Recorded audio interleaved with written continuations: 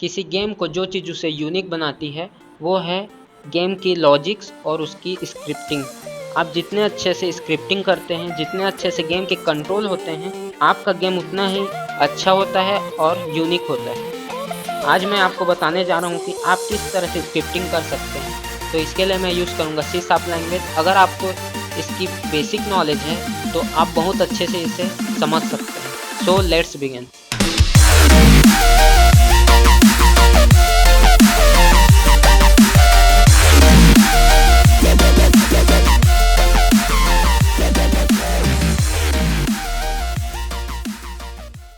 Script add करने के लिए पहले मैं प्लेयर सेलेक्ट करूँगा, यहाँ पर फिर ऐड कंपोनेंट में जाऊँगा और लिखूँगा प्लेयर मूवमेंट।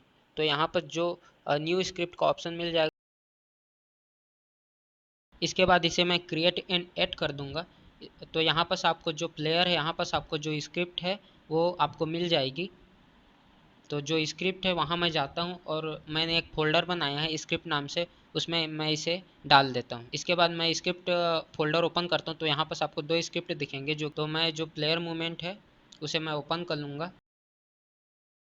तो यहाँ पर जो नेम है और जो स्क्रिप्ट का नेम है बिल्कुल सेम होना चाहिए, तभी आपकी स्क्रिप्ट वर्क करेगी। तो सबसे पहले मैं यहाँ पर जो स्टार्ट फंक्शन है उसे मैं हटा देता हूँ, क्योंकि इसकी हमें ज़रूरत नहीं है। तो सबसे पहले मैं आपको इसके इनपुट दिखा देता हूँ। तो इसके लिए आप एडिट में क्लिक करें, यहाँ पर आपको प्रोजेक्ट सेटिंग का ऑप्शन मिलेगा, वहाँ पर आप क्लिक करेंगे तो आपको ये पॉपअप आपको दिखाई देगा प्रोजेक्ट सेटिंग का। तो यहाँ पर आपको इनपुट मैनेजर में जाना है। तो यहाँ पर आपको सभी इसके एक्सेस कंट्रोलर दिखेंगे। जैसे हॉरिजॉन्टल है तो इसका जो नेम है वो हॉरिजॉन्टल है, और इसमें जो इसके मूवमेंट के लिए यहाँ पर लेफ्ट एरो और राइट एरो सेट है। इसी तरह ए और डी इसके जो अल्टरनेटिव, नेगेटिव और पॉजिटिव बटन्स। अब नीचे जाएंगे तो यहाँ पर आपको फायर का ऑप्शन मिलेगा। यहाँ पर जैसे कि माउस जीरो सेट है, अगर आप माउस के लेफ्ट बटन को क्लिक करोगे तो उससे फायर होगी। इसी तरह यहाँ पर आपको सभी जो इनपुट ऑप्शन है वो मिल जाते हैं। बस आपको यहाँ पर जो स्क्रिप्ट है यहाँ आपको बस एक्सेस करना है। तो एक्सेस किस तरह से करना है मैं आपको बताता हूँ। तो आप स्क्रिप्ट में जाएं, तो यहाँ मैं अपडेट फंक्शन के अंदर लिखता हूँ input dot get axis raw. इस फंक्शन को लिखता हूँ और इसमें मैं एक्सेस करता हूँ हॉरिजॉन्टल एक्सिस को। अगर आपको कोई भी इस तरह के फंक्शन समझ में नहीं आता है तो आपको जाना है यूनिटी डॉक्यूमेंटेशन में, और आपको हमेशा इसका यूज़ करना है। अगर आपको कोई फंक्शन समझ में नहीं आते हैं तो आपको सिंपली क्या करना है, यूनिटी डॉक्यूमेंटेशन में जाना है और उससे रिलेटेड सर्च करना है। तो आपको उससे रिलेटेड बहुत सारी इन्फॉर्मेशन मिल जाएगी जिसे आप आसानी से समझ सकते हैं। जैसे यहाँ पर इनपुट डॉट गेट एक्सेस के बारे में मैंने सर्च किया है, यहाँ पर जैसे इसका यूज़ कैसे होता है वो आपको मिल जाएगा। यहाँ आप देखेंगे जो गेट एक्सिस रॉ है वो -1 से 1 के बीच इंटीजर वैल्यू दे। यहाँ पर कुछ एग्जांपल के लिए कोड दिए गए हैं जिसकी मदद से आप इसे आसानी से समझ सकते हैं। यहाँ पर टाइम डॉट डेल्टा टाइम से इनटू किया गया है। इसकी मदद से आप फ्रेम टू फ्रेम में बहुत आसानी से जा सकते हैं, इसके लिए इसका यूज़ किया जाता है। तो यहाँ पर मैं क्या करूँगा, सबसे पहले यहाँ मैं एक फ्लोट वेरिएबल बनाऊँगा जिसका नाम रख दूँगा मैं हॉरिजॉन्टल मूव।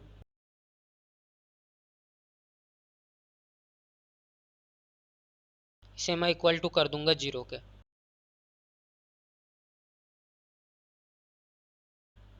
और जो इनपुट है उसे मैं हॉरिजॉन्टल मूव के इक्वल कर दूंगा। बेसिकली एक इंटीजर है जो कि -1 से 1 के बिलोंग करती है। मतलब अगर मैं कीबोर्ड में ए और डी यूज़ करूँगा तो वो -1 और 1 की तरह यूज़ होगी।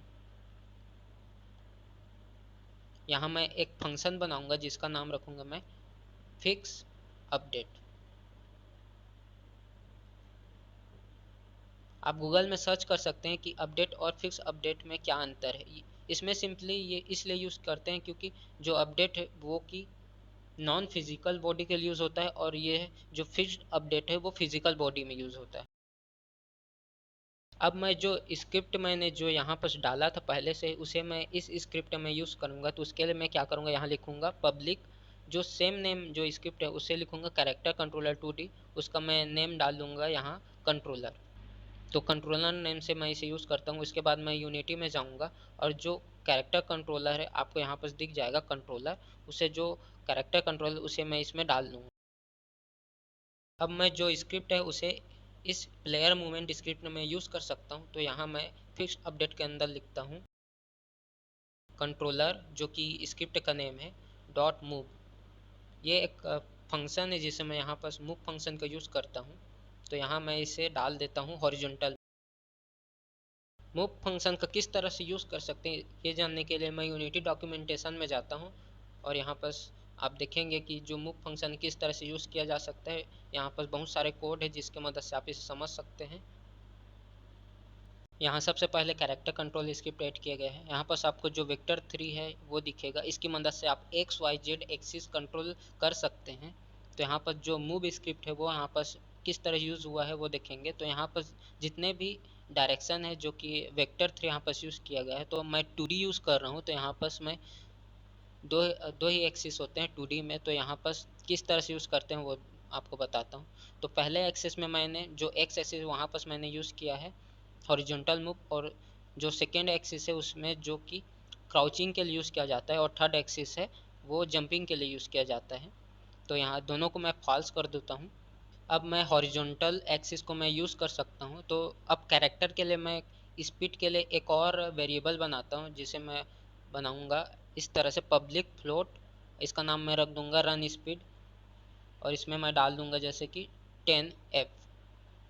तो मैंने क्या किया है, इसमें मैं जो इनपुट है उसमें मैं इससे इंटू कर दूंगा।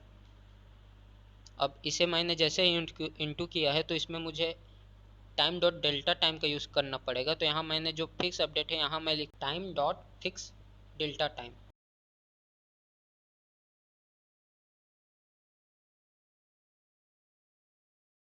इसके बाद मैं यूनिटी में जाऊँगा और जो रन स्पीड मैंने बनाया था उसे मैंने एज ए पब्लिक बनाया था। तो यहाँ आपको दिखेगा, उसे मैं 10 से बढ़ाकर 50 कर देता हूँ। मतलब कि अब ये यूज़ होगी -50 से 50 के बीच में। तो ऐसे मैं अगर लेफ़्ट एरो यूज़ करूँगा तो ये लेफ़्ट जाएगी, और राइट एरो यूज़ करूँगा तो राइट जाएगी।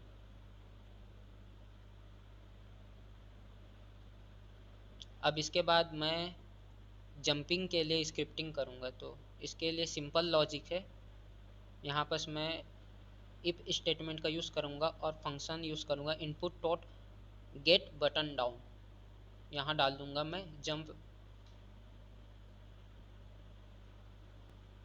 तो जो गेट बटन डाउन है तो इसके लिए मैं जाऊँगा, यहाँ इनपुट मैनेजर में आपको मिल जाएगा कि आप जंप किस तरह से यूज़ कर सकते हैं। तो अगर आप यहाँ स्पेस यूज़ करते हैं तो आपका कैरेक्टर जंप करेगा। तो मैं फिर से स्क्रिप्टिंग में जाता हूँ और एक वेरिएबल बनाता हूँ जंप के लिए, एक बुलियन वेरिएबल बनाता हूँ जिसका नाम रख दूंगा मैं जंप, और इसे फॉल्स कर दूंगा।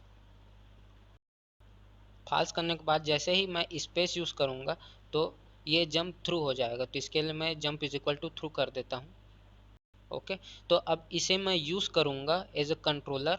तो कंट्रोलर के लिए मैं क्या करूँगा, जो जंप के लिए मैं जो फॉल्स है, ये जो कि क्राउचिंग के लिए, ये जंप के लिए, तो यहाँ पर मैं जो जंप वेरिएबल है उसे मैं डाल दूँगा। तो ये एज अ थ्रू यहाँ पर है। तो अगर मैं जंप करता हूँ उसके बाद मैं चाहता हूँ कि जंप ना करे, तो उसके लिए मैं क्या करूँगा, यहाँ jump is equal to false. तो पहले क्या होगा, jump is equal to true हो जाएगा, तब कैरेक्टर जंप करेगी, उसके बाद ये एक ही बार जंप करेगी। इसके लिए मैं यहाँ पर jump is equal to false कर दूँ। यहाँ मैं फिर से यूनिटी में जाता हूँ और जो स्क्रिप्ट है उसे मैं पहले मूव अप कर लेता हूँ।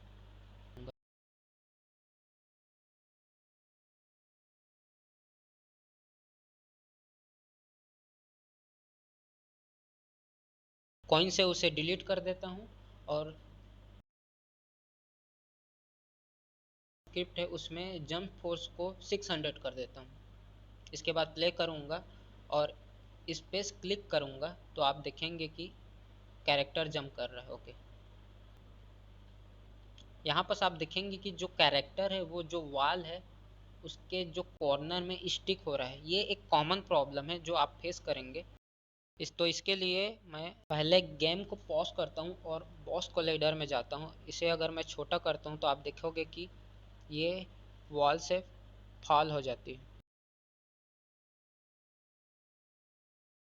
इसके लिए मैं क्या करूँगा, सीन व्यू में जाऊँगा और जो बॉक्स कोलाइडर है उसे मैं छोटा कर दूँगा, और जो सर्कल कोलाइडर है उसे मैं बड़ा कर दूँगा ताकि ये इसके कॉर्नर से स्टिक ना करे।